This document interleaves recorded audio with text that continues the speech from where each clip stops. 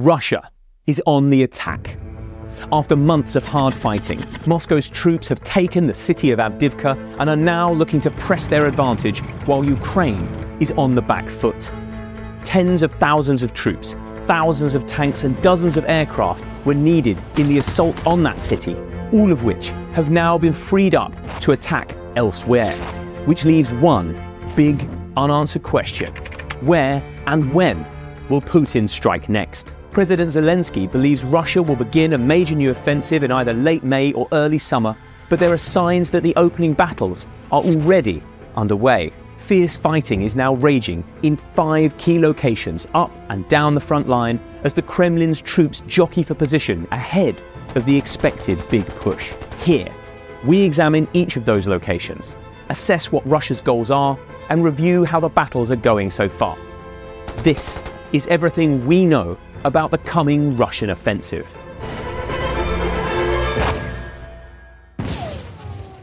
Russia's goal remains to conquer as much of Ukraine as possible, at the very least the whole of Donetsk and Luhansk, but also large parts of Zaporizhia, whilst keeping control over the bits of Kherson it already occupies. For that reason, the 5 locations are spread out all the way along the front line. They are Kupiansk, Bakhmut, Avdiivka, Marinka and Robotnya.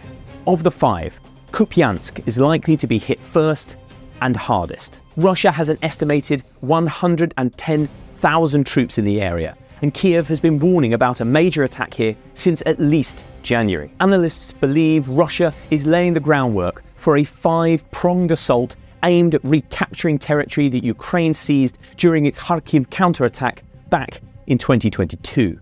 3 of the prongs would be aimed toward the Oskil River, on which the city of Kupiansk sits, trying to drive the Ukrainians back across this natural defensive barrier. A further 2 prongs to the south would be aimed at the Zrebets River, another natural barrier, and the city of Liman.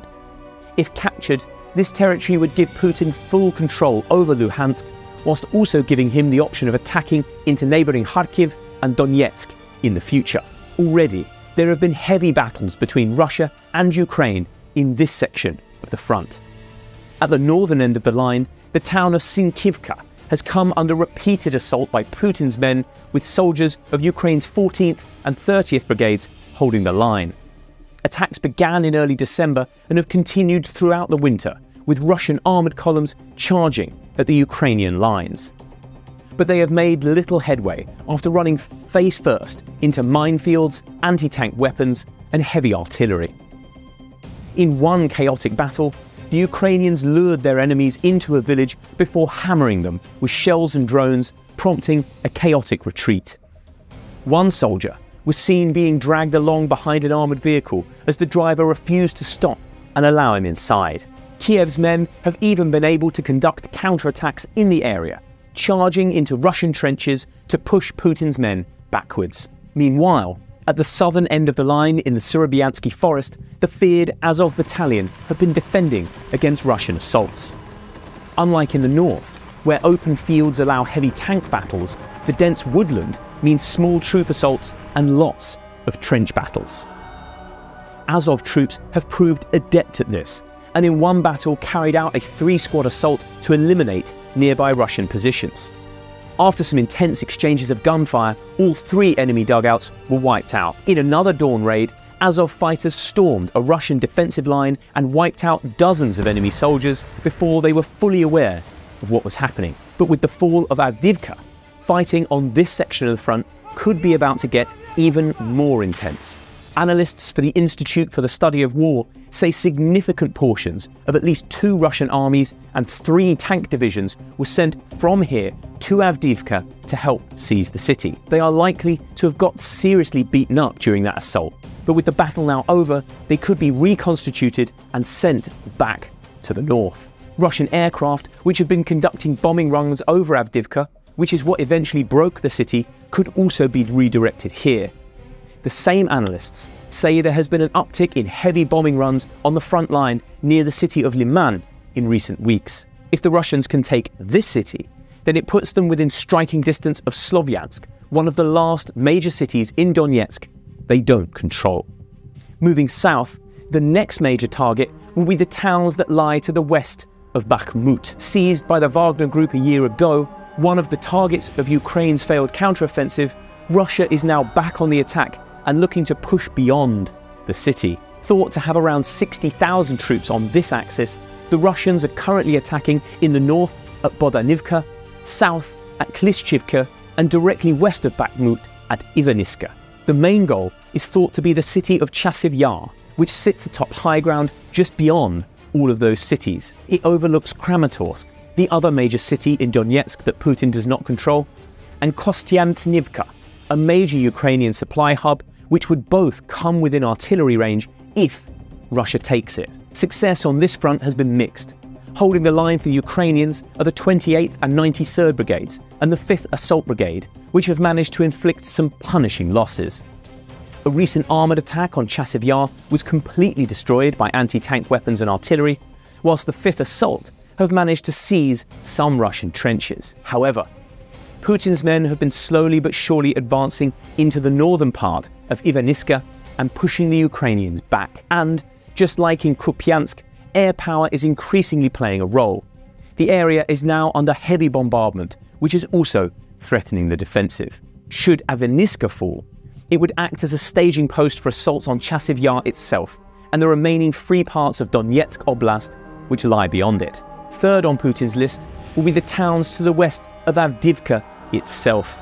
Though the city has been at risk of falling into Russian hands for some time, it seems Ukraine managed to construct only light defences behind it. That meant, when the city did fall, Russian forces were able to sweep into the countryside towards towns like Berdychi and Avdiivka. Ukraine has rushed to shore up defences in this area, with the mighty 47th Brigade and highly specialist 3rd Assault leading the way. As they did with Avdiivka, they've inflicted heavy losses on the advancing Russians using FPV drones, Bradley fighting vehicles, and American Abrams tanks. The 3rd Assault has been sent charging in to do what they do best: drive the Russians out of their hiding spot with rifles and grenade fire. But they have also suffered some heavy losses of their own in return. The 47th is thought to have lost 3 of its Abrams tanks, around 10% of everything they have, just defending the town of Berdychi. Meanwhile, some of the 3rd Assault are thought to have become surrounded and captured or killed during the retreat from Avdiivka. The exact size of Russian forces left in this area after the bitter battle to take Avdiivka is not clear, but it could well be north of 50,000 men. If so, the Ukrainians will struggle to hold them back without prepared defensive lines in place. Ukrainian analysts believe it is likely the defense of places like Berdychi is only temporary, while better positions further back are prepared, which troops can then fall back to. Which means it is likely that Russia will continue to advance in this area for several more days or weeks until the line finally stabilizes. Fourth is Marinka. This town was on the front line between Ukraine and Russian-backed separatists for years before Putin's full-scale war even began. It fell to Russia in recent weeks, and Putin's men are now trying to push beyond it, aiming for the city of Vuhledar around 15 miles away. Vuhledar was actually the target of Russia's offensive last winter, but turned into a humiliation for Putin's men. In just a few short weeks of fighting, the Russians lost 130 tanks after throwing them into doomed frontal assaults on Ukrainian lines. That attack petered out with no gains at all, but this time, rather than attack from the front, the Russians are trying to come in from the rear.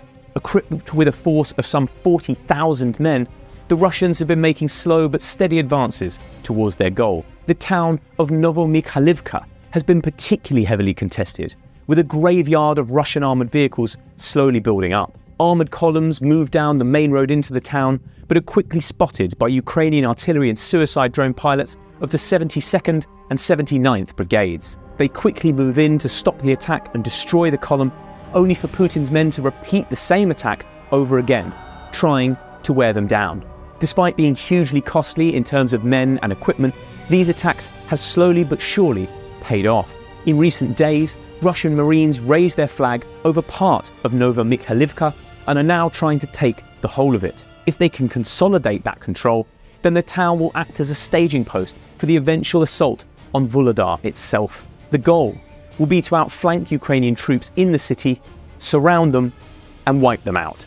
Last but not least on the Russian hit list is the town of Robotnya, which is a little further away from the rest of its targets. Attacks in this sector are coming from 3 directions. The main assault is taking place from the west via a town called Novoprokopivka.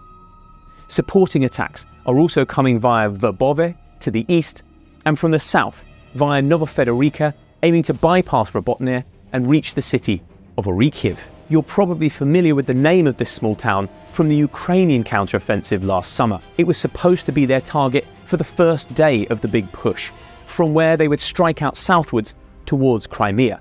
But in the end, it took them all summer to capture it, thanks to the heavily fortified Surovikin line which runs through it, and that is where their attack ultimately stopped. In order to restore that defensive line, Russia is now trying to take the town back. It isn't clear how many men Russia has dedicated to this effort, but attacks have picked up in recent weeks since the fall of Avdiivka.